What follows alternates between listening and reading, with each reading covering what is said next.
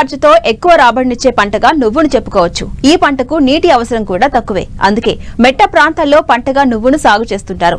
Early kharif మే 2వ పక్షం వరకు, లేట్ ఖరీఫ్ ఆగస్టు 2వ పక్షం వరకు విత్తుతారు. అయితే రైతులు మేలైన రకాల ఎంపిక, సరైన సమయంలో విత్తడం, సమయానుకూలంగా చేపట్టే యాజమాన్యంపైనే నువ్వు దిగుబడి ఆధారపడి ఉంటుంది. అధిక దిగుబడుల కోసం నువ్వు సాగులో రైతాంగం పాటించాల్సిన మెలకుల గురించి తెలియజేస్తున్నారు ఎలమంచిలి వ్యవసాయ పరిశోధనా స్థానం శాస్త్రవేత్త డాక్టర్ శిరీష.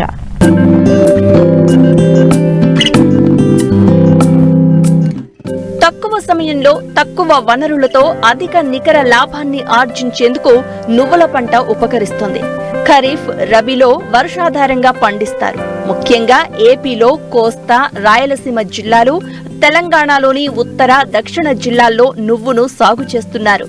ఎర్లీ ఖరీఫ్ మే 2వ పక్షం వరకు, లేట్ ఖరీఫ్ ఆగస్టు 2వ పక్షం వరకు విత్తుకునే అవకాశం ఉంది. అయితే ఖరీఫ్ లో అధిక దిగుబడిని సాధించాలంటే ఆయా ప్రాంతాలకు అనువైన రకాలను ఎంచుకుని విత్తుకోవాలి. నువ్వు విత్తడం ఒక ఎత్తైతే ఎరువుల యాజమాన్యం, నీటి యాజమాన్యం కూడా అంతే ముఖ్యం. ఖరీఫ్ నువ్వు సాగులో అధిక దిగుబడులు సాధించాలంటే రైతులు ఎలాంటి యాజమాన్య చర్యలు చేపట్టాలో తెలియజేస్తున్నారు ఎలమంచిలి వ్యవసాయ పరిశోధనా స్థానం శాస్త్రవేత్త డాక్టర్ శిరీష. ఈ నువ్వులు అనేవి నూనె గింజ పంట, చాలా మంచి రైతుకి గిరాకీనిచ్చే పంట. ఈ నువ్వులు జనరల్గా 3 నెలలు టైం పడుతుంది.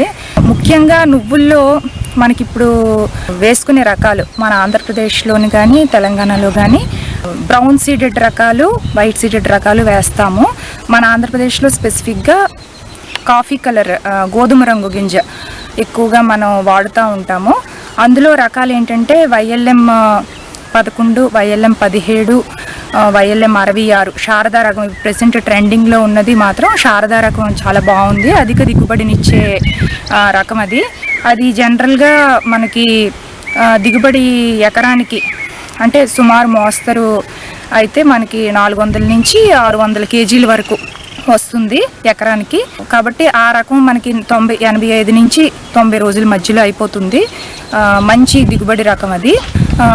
ముఖ్యంగా ఇక్కడ గుర్తుపెట్టుకోవాల్సింది ఏంటంటే నువ్వులు వేసేటప్పుడు అది ఇండిటర్మినేట్ క్రాప్ అనమాట. అంటే పంట పండే టైంలో లాస్ట్ వారం రోజుల్లో కానీ, ఇంకా పంట కోసే టైంలో కానీ వర్షం కానీ పడితే మనకి చాలా వరకు దిగుబడి అనేది నష్టం జరుగుతుంది.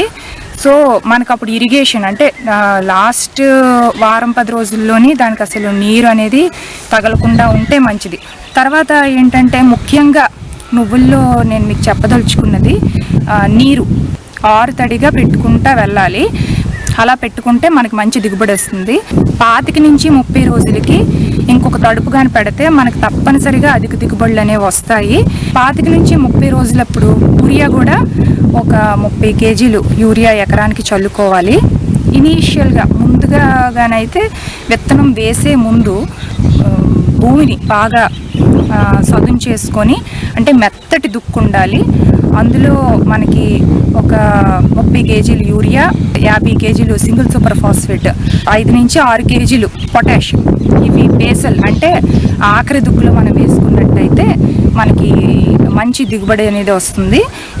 అలాగే మనకి కాయ ఇనీషియల్గా స్టార్ట్ అయ్యేటప్పుడు, కాయ కట్టడం స్టార్ట్ అవుతుంది కదా, ఆ టైం ఇప్పుడు 319 కానీ ఫార్ములా 4 కానీ ఇవి ఎకరానికి 1 కేజీ స్ప్రే అనేది ఫోలియార్ స్ప్రే మనం చేసుకున్నట్టయితే మనకి మంచి కాయ కూడా మంచి దిగుబడిని ఇస్తుంది.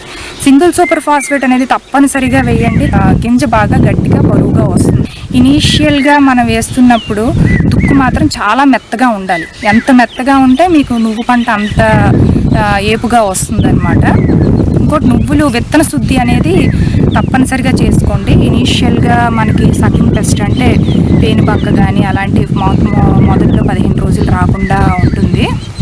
దానికి imidacloprid 5 ml per kg of seed కలుపుకొని చేసుకోవచ్చు. ఇంకోటి ఏంటంటే ఇసుకలోని నువ్వులు ఇప్పుడు ఎకరానికి మనకి 2 కేజీలు 2-2.5 కేజీలు పడుతుంది ఎకరానికి. దానికి 1:1 నిష్పత్తిలో మనం ఇసుక కలుపుకొని వేసుకుంటే మనకి బాగా స్ప్రెడ్ అవుతుందన్నమాట.